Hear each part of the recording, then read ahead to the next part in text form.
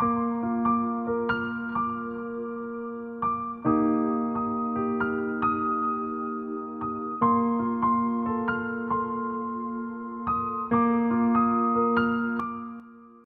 harinya ketika keluar dari kamar, Qian Heng menemukan Cheng Yao tertidur lelap di sofa.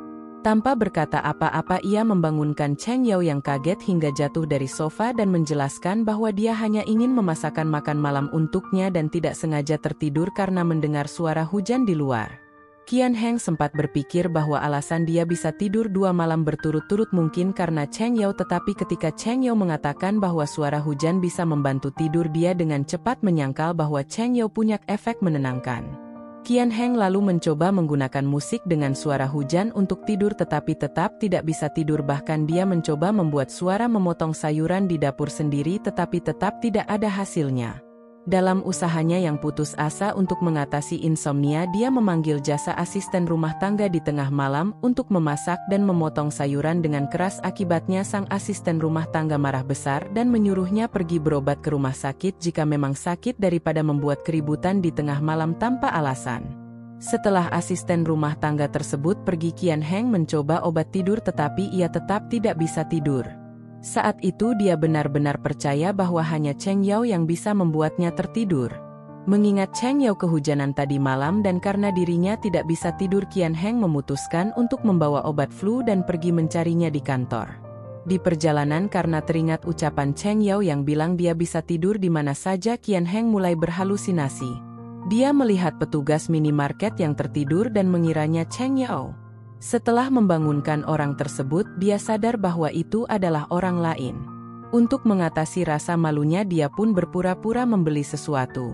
Saat tiba di resepsionis kantor, dia kembali melihat satpam yang tertidur dan lagi-lagi melihatnya sebagai Cheng Yao. Ketika akhirnya dia bertemu dengan Cheng Yao yang asli, dia mencubit pipinya untuk memastikan itu benar-benar dia. Cheng Yao merasa berterima kasih karena bosnya datang larut malam untuk memberinya obat dan mengundangnya makan bersama, namun Qian Heng dengan tegas menolaknya. Dan Cheng Yao pun makan sendirian sambil bernyanyi untuk menghibur dirinya.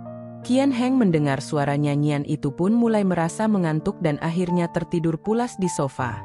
Keesokan paginya seluruh kantor terkejut melihat bosnya yang biasanya disiplin bisa tidur nyenyak di kantor. Rekan bisnisnya yang bernama Wu Jun malah mengira Feng Shui yang telah ia sarankan berhasil, tetapi hanya Qian Heng yang tahu bahwa itu semua karena Cheng Yao. Dengan penuh semangat, Qian Heng segera mencari Cheng Yao dan mendapati dia sedang diganggu oleh seorang teman lamanya.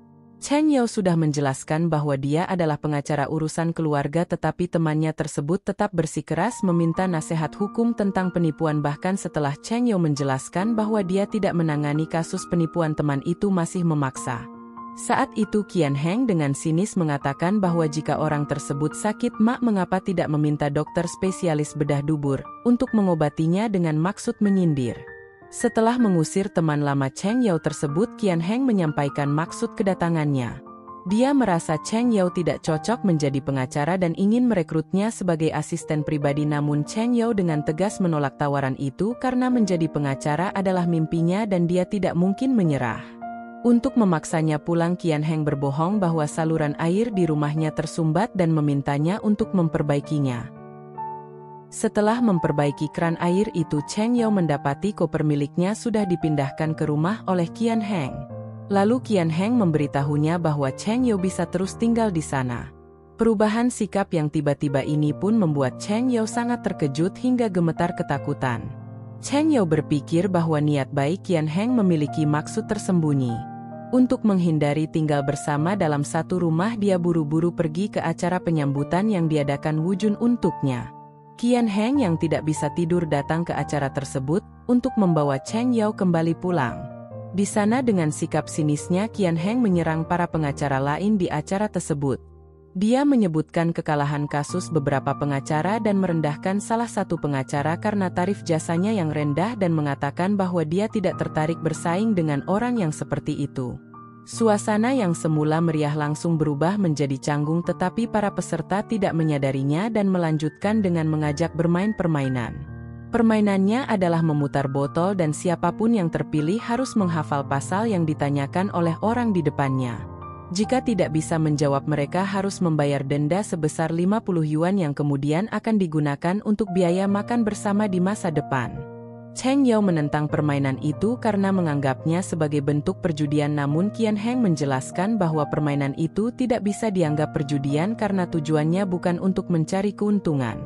Permainan pun dimulai dan setelah beberapa putaran beberapa orang sudah kehabisan uang dan meninggalkan tempat itu. Sementara itu Cheng Yao kalah dan terus minum hingga mabuk. Rekan kerjanya ingin membawanya pulang, tetapi Qian Heng lebih dulu menawarkan diri dengan alasan searah jalan. Di perjalanan Cheng Yao tiba-tiba muntah di mobil Qian Heng.